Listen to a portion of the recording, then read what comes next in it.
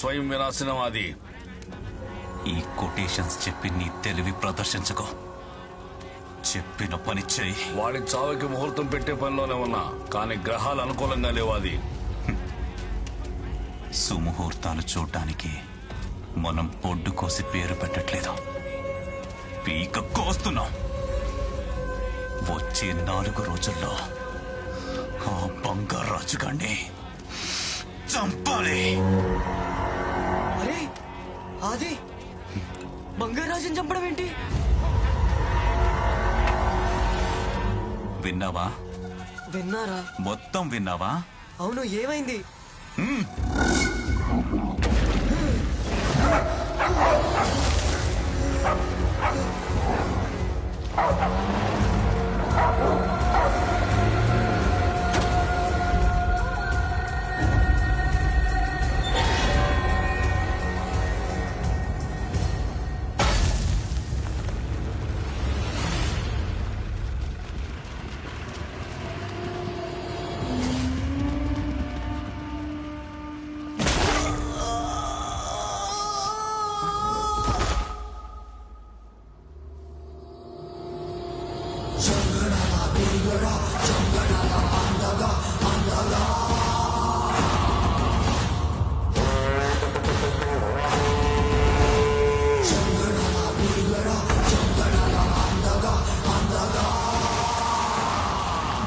అదే 24 ఏళ్ల నుంచి మండుతున్న పొగ ఇది.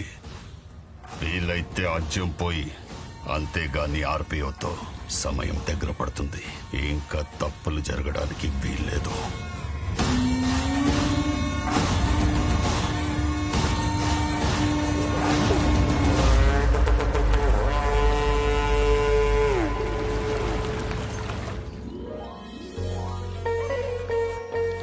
రండి బావగారు. సరే అలా అయితేనే. బాగున్నారండి? బాగున్నా బాబు. బాగున్నారా? బాగున్నా. అల్లుడు గారు ఎలా ఉన్నారు? బాగున్నాడండి. వీళ్ళెవరే? బ్రహ్మాజీ గాడు, ఈయంకుడు, ఏప్రలు. ఓ, అందరూ లత రామ్మా, మీ అత్తమ్మ వచ్చారు. బాగున్నారా? నువ్వు ఎలా ఉన్నావమ్మా? వెళ్ళండి లోపలికి.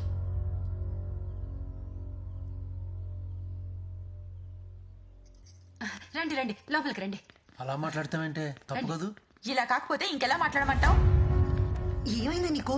ఏం మాట్లాడుతున్నావు అసలు? ఆ దరిద్రపు మొహాలు చూడలేకే సీమంతం అన్న పేరు చెప్పి 4 నెలల ముందే ఇక్కడికి వచ్చాను. ఒక్క నిమిషం ఆగండి. ఇదేంటే ఇలా మాట్లాడుతుంది? అదే అర్థం కావట్లేదు. అసలు ఏమైంది చెప్పే. అసలు నేను పెళ్లి చేసుకునేందుకు? హ్యాపీగా ఉండడానికా, లేకపోతే వాళ్ళ దగ్గర బానిసలా బతకడానికా? వాళ్ళేం చేశారమ్మా? నేను ఏం చేసినా తప్పు. పొద్దున లేవకపోతే తప్పు, మొగుడిని పేరు పెట్టి పిలిస్తే తప్పు, టీ షర్ట్ వేసుకుంటే తప్పు, నైటీ వేసుకుంటే తప్పు, వంట లేట్ అయితే తప్పు, వంటలో ఉప్పు ఎక్కువైతే తప్పు, ఆఖరికి ఫ్రిడ్జ్ లో నీళ్లు పెట్టకపోయినా తప్పు. నేను ఏం చేసినా తప్పు తప్పు. నాకు అసలు స్వాతంత్రం లేకుండా పోయింది. పెళ్లి చేసుకుని జైలుకి వెళ్ళినట్టుంది. వాళ్ళు వింటారే, ఆపు నువ్వు. విననివ్వు. అందుకేరా ఇలాంటి టెన్షన్లు ఏం పెట్టుకోకూడదు. అలా హ్యాపీగా సింగిల్ ఉండాలి.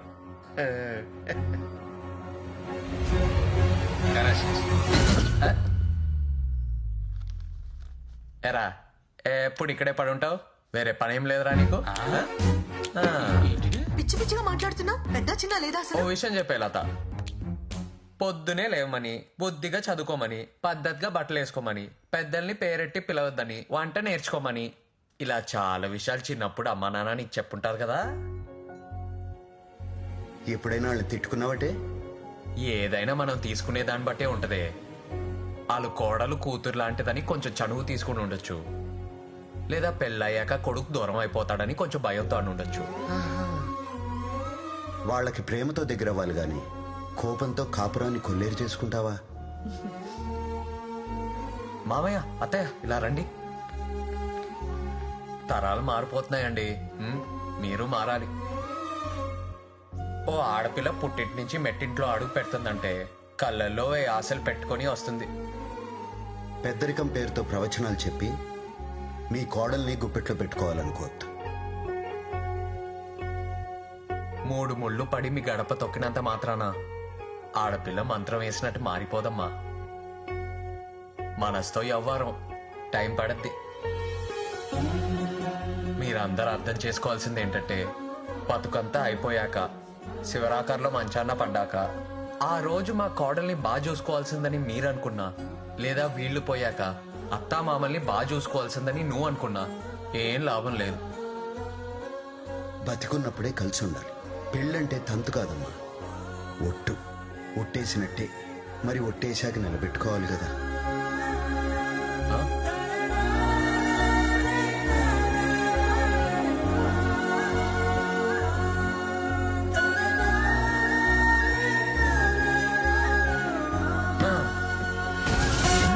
మళ్ళీ జరుకు. రామ్మా. సారీ మావయ్య. ఎరా ఆ ఏదో పంచాయతీ ఇంకా అవ్వలేదా? అందుకేరా నాలా పెళ్లి చేసుకోకుండా ప్రశాంతంగా ఉండాలి. ఇటు వేరియేషన్ మీద వేరియేషన్ ఇచ్చుకుంటూ ఆపోతున్నాడు.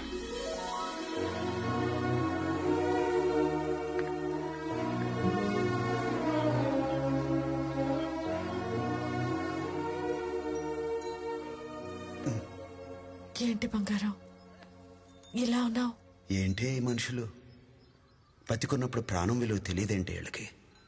పోతేనే తెలుస్తుందా? నాకు తెలిసే దాని విలువ.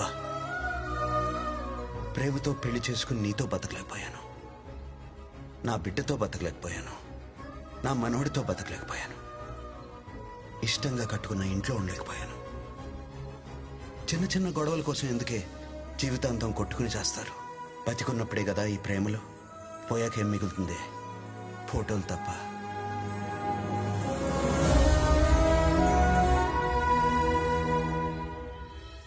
బంగారు రాజుని ఆగతాయి అనుకున్నానే, కానీ పెళ్లి మీద ఇంత మంచి ఒపీనియన్ ఉందంటే వాడి మీద రెస్పెక్ట్ పెరిగింది.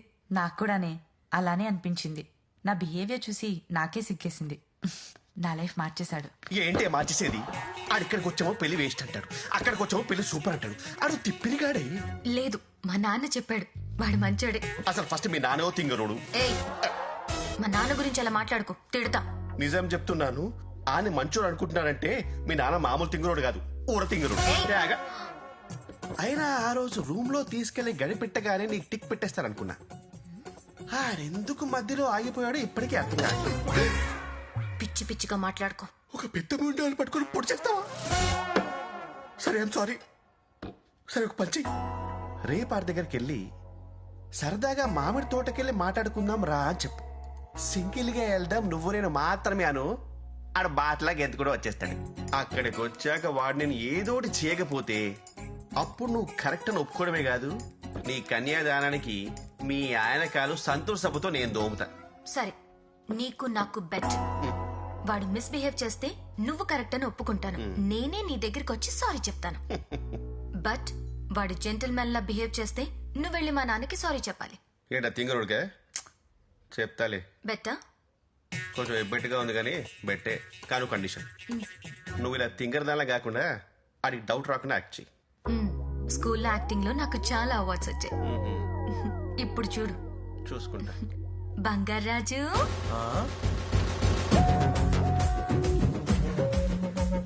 ఏంటి రోజు రోజుకి ఎక్కువ కనెక్ట్ అవుతుంది? ఏం చేశారు? పెట్రోల్ పోసే, ఇప్పుడు చూడు ఇలా తగలబడుద్దు. వర్షం పడకుండా ఉంటే చాలు.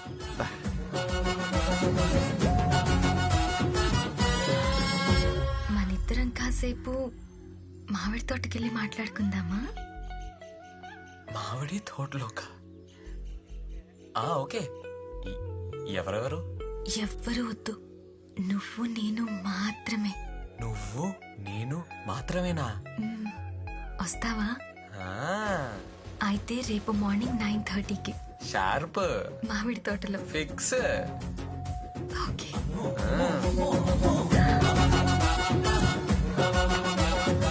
ప్లాన్ వర్కౌట్ అవుతుంది. మామిడి తోటంట. మామిడి తోటంట. ఒక్కతే వెళ్తుంది, ఏం చేస్తాడో ఏంటో. తాత, ఏంట్రా? నీ టెన్షన్ నాకు అర్థమైంది, నేను చూసుకుంటా, నాకు వదిలే. నువ్వు సూపర్ హే, నువ్వు సూపర్ రా, నువ్వు సూపర్ రా.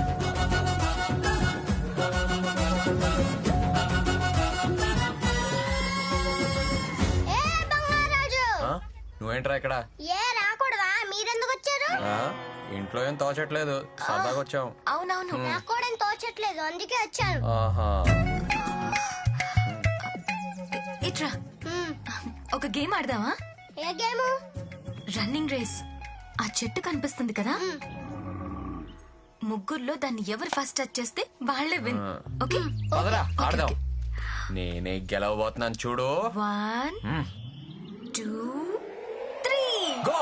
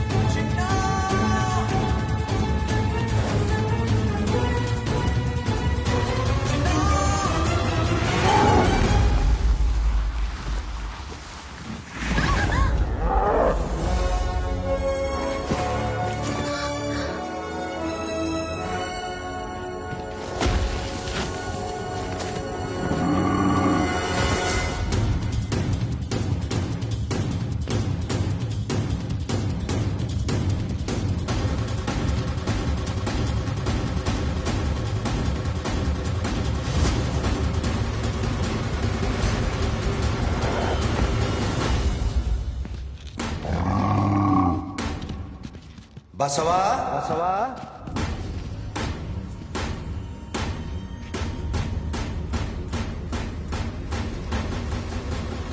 మనవడు బసవా బసవా.